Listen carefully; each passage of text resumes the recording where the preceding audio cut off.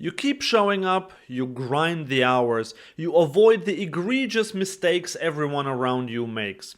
And yet, you're not really getting anywhere at 1-2 or 1-3 live poker. If that sounds like you, I've got some bad news. It's not the cards, it's not the rake, it's you. But don't click away, because I'll show you exactly how to fix it. My name is Andreas Wagner, I'm a live poker coach with 10 years of experience at the live felt, and I'm also a contributor to Card Player magazine, The Poker Authority.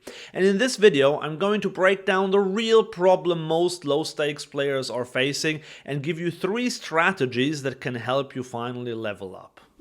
So, are low-stakes games getting harder? Yeah, they are a bit.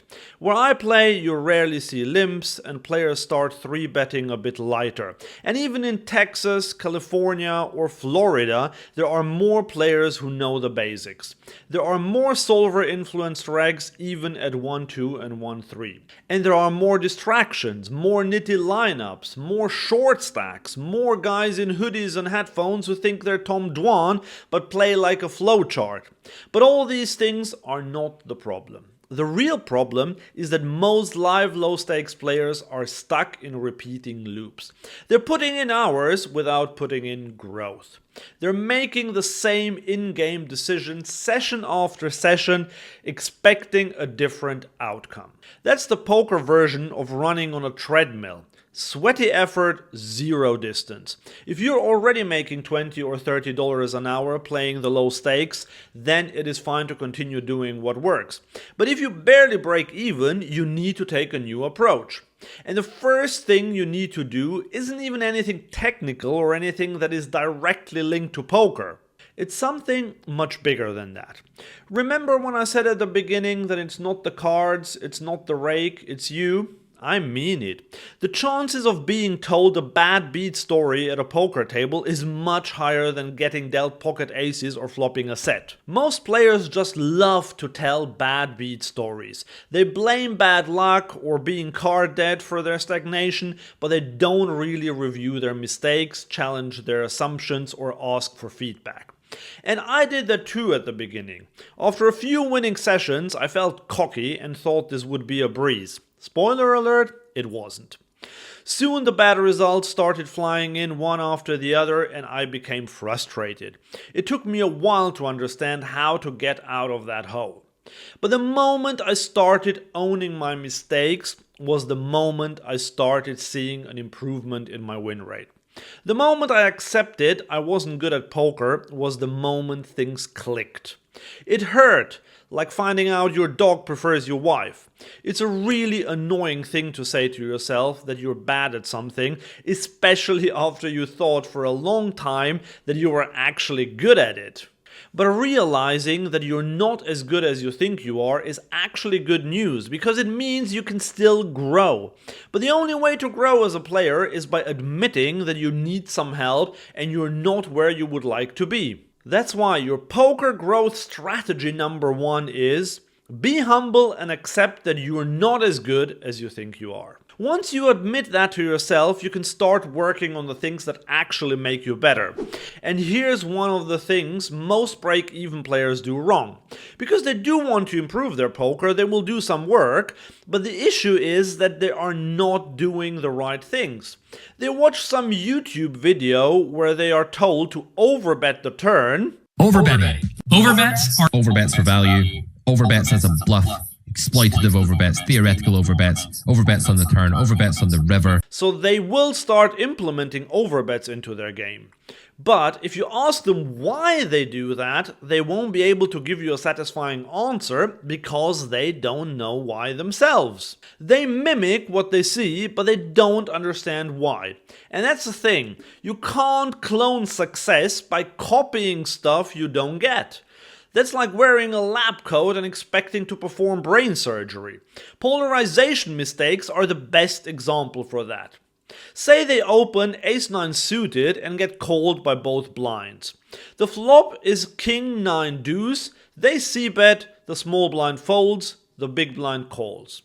Now the turn is a 4 and our hero overbets because this is what the guy in the YouTube video said. Overbetting. Overbets are overbets for value. And yes, this is a spot where I would use an overbet strategy myself, but I would only do that with the very best hands and with bluffs. But overbetting with a hand that sits bang in the middle of your range is a massive mistake, because you will basically never get called by a weaker hand and you will never fold out a better hand. So yeah, don't blindly mash that overbet button just because a YouTuber with solver charts told you to do so. Even if that YouTuber is me, by the way. Always ask why.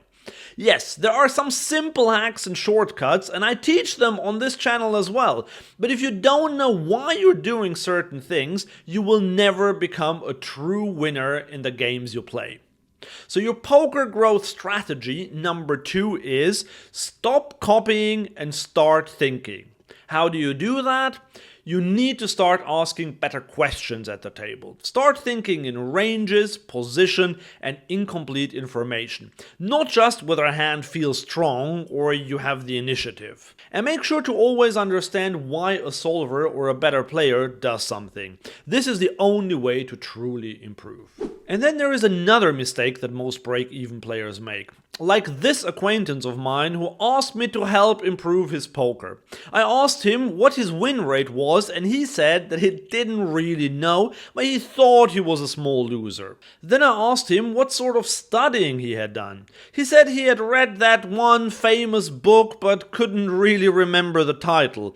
Oh, and his studying time was spent watching some poker videos and following a streamer on Twitch, but he wasn't sure who the guy was either. This player only studied occasionally and without a plan. He didn't review hands and didn't even track his sessions, hours, and winnings or losses accurately. He treated poker like a hobby that might make some money, and then he got frustrated because it didn't make any money. If this sounds familiar, you have to start making some serious changes. Because hobbies cost money, they don't make you money. If you want to get consistent results from poker, you need a consistent approach to learning and tracking. Here's how I'd recommend you go about it. Set a fixed weekly poker study schedule. 2 hours a week of focused review is so much better than just watching random play and explain videos on the internet. Analyze hand histories and pick a specific topic to study. For example, c-betting on the flop. You can get my free ebook C-Bet Mastery by clicking the link in the description below. Going through that systematically will improve your understanding as to why you c-bet and what sizes to use. Another thing to do, write down important hands in every session. This is the foundation of every study attempt. You won't believe how many of my students will start telling me about a hand they played, but then they don't remember what position they were in, what position the opponent was in, how much the opponent bet on the flop, how much money he had behind, and so on. Poker is extremely situational, and every small factor can change the way a hand should be played profitably. It's like cooking. Forget one ingredient, boom, the whole recipe tastes like regret. So get into the habit of taking notes. You can do this with an app like Bankroll Tracker, or you can do it the old-fashioned way and use your notes on your phone. And then create a feedback loop.